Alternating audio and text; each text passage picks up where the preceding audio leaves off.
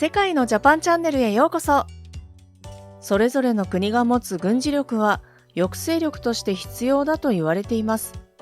爆弾や核兵器など様々なものが進化を遂げていますが、もしそれらが水中で爆発したらどうなるのでしょうか。今回は世界が驚愕した水中大爆発に関する話題をご紹介します。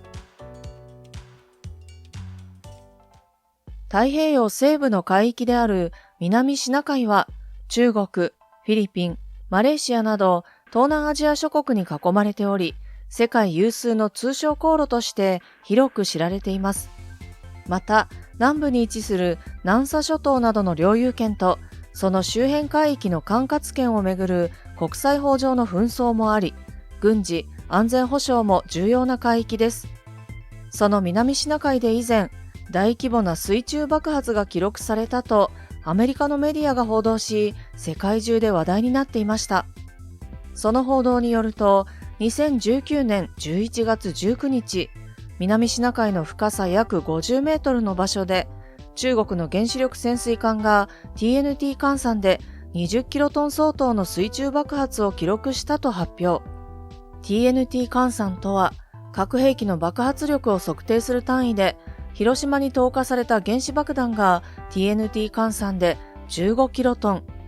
長崎に投下された原子爆弾は TNT 換算で21キロトンと言われていますので、かなり威力のある水中爆発が起こっていたことがわかります。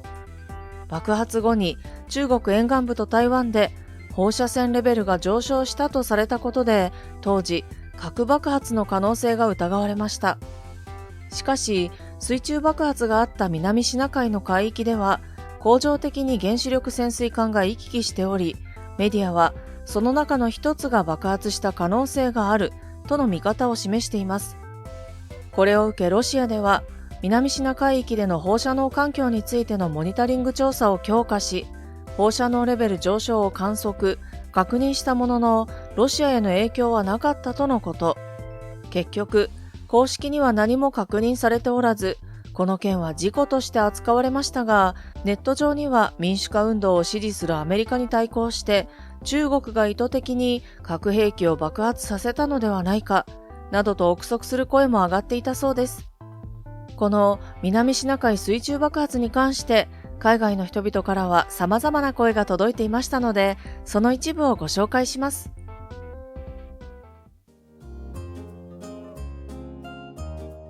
海外の反応。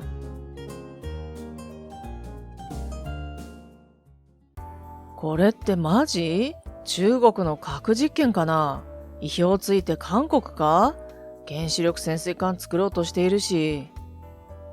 まさかの北朝鮮か？原子力潜水艦の爆発が事実なら中国海軍のものだろうし、アメリカが黙ってないよな。中国を攻撃する材料に使うはず。まあ、何の動きもないならフェイクだろ。本当だったらゴジラが目覚めてしまう。原子炉爆発じゃここまでいかないから核爆発かな。核魚雷って誘爆する作りなのか？核魚雷や核爆雷だったらその程度の破壊力に相当するけど、今はどの国でも使用していないはず。あるいは海底下にある大規模なメタンハイドレートが噴出して海面上に噴出すると、自然発火で核爆弾クラスの爆発を起こすことはあり得るよ。津波とか起きないの？でも米ロ中あたりなら本当でも驚かない。原子力潜水艦だったとして積んでいた核ミサイルが爆発した可能性はあっても、原子炉が核爆発はありえんよ。事実なら大騒ぎになってるから信憑性があんまりないな。もし本当なら日本政府が事実関係を精査後会見するだろうね。今のところはどこも報道してないんだよな。目撃証言もないしさ。フェイクニュースかしら。海底火山爆発の可能性はあるらしいけど、11月の初めにアメリカ西海岸で放射線量が急激な上昇を示しているって報道されていたしね。でも結局原因は分からずじまいか。アメリカや欧州では数年に一度謎の放射線上昇が起きるようだ。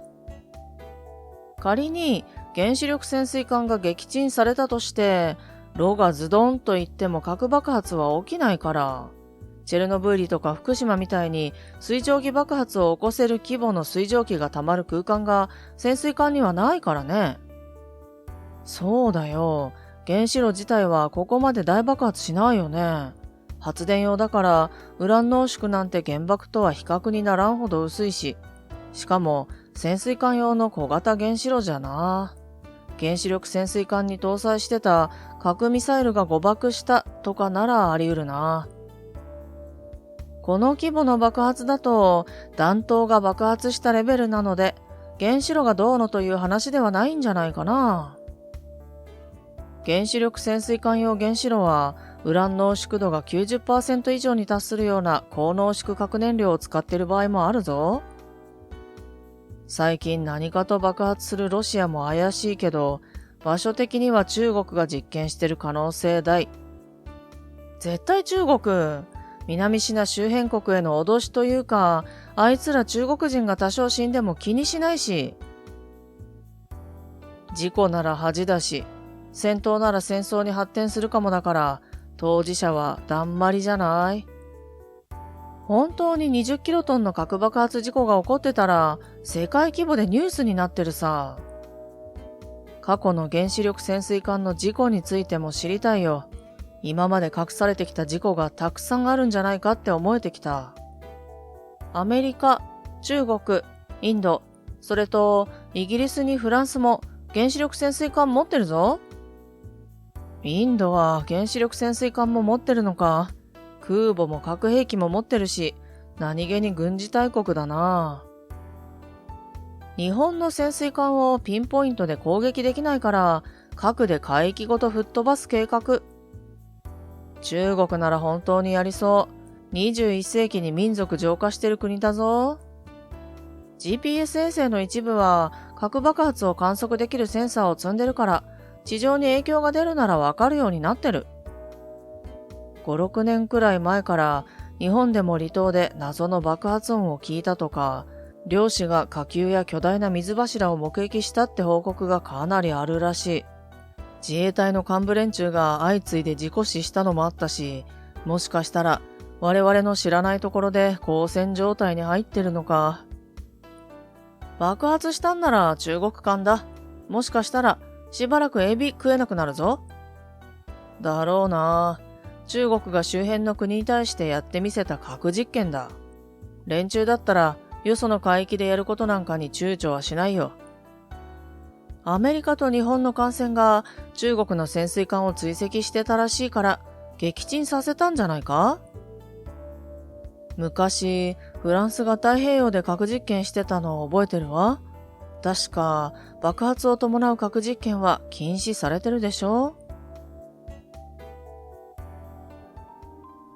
以上が海外の人々の反応でした。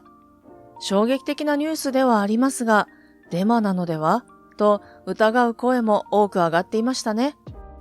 ただ、特定の国が故意に行ったのであれば大変な事態です。今回話題に取り上げた水中爆発は TNT 換算で20キロトン相当で、日本で1945年に起きた広島と長崎の原爆と同じくらいの威力であると説明しましたが、どのくらいの威力だったのか、2つの原爆を詳しく見てみましょう。広島原爆、リトルボーイ、TNT 換算15キロトン。人類史上初めて実戦で使用された核兵器。ウラン型原爆であり、爆発した瞬間の中心温度は数百万度で、半径 2km 圏内の木造家屋は全壊し、当時の人口35万人のうち14万人が死亡したと推定されています。長崎原爆、ファットマン、TNT 換算21キロトン。人類史上2番目に実戦で使用された核兵器。広島に落とされたリトルボーイよりも核分裂の効率がいいため、より強い爆発を起こすことが可能です。長崎の人口は投下当時24万人で、そのうち 7.4 万人が死亡しました。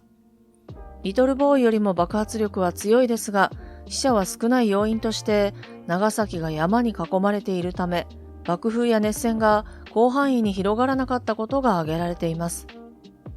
日本人であれば、ほとんどの方が知っているであろう広島と長崎の原爆。これと同等の爆発が南シナ海で起こったと想像すると恐怖しかありませんね。ただ、核爆発は爆縮という非常に緻密に計算され、コントロールされた起爆でなければ起きないのです。そのため、今回の水中爆発は事故である可能性が高いと言われており、中国もそのような内容の声明を出しています。ただ、中国の原子力潜水艦ということであれば、老朽化している素材を使用している、などの疑いが以前からありますので、いつか起こってしまう事故だったのかもしれません。世界的にも原子力潜水艦に関連する事故は滅多にないと考えられていますが、現在8隻の船体が原子炉が無傷であると考えられる形で世界の海の底に眠っています。事故であろうと妨害であろうと、陸上または海上でのあらゆる規模の核爆発は地球が決して回復できない生態学的危機を引き起こす可能性があります。世界中の人々が望んでいない地球の汚染や生態系の破壊、そして世界大戦が特定の国によって起こされる可能性があることに強い警戒が必要かもしれません。動画を最後までご覧いただきありがとうございました。この動画が参考になりましたら、チャンネル登録と高評価ボタンをお願いします。今回のナレーションはリリーがお送りいたしました。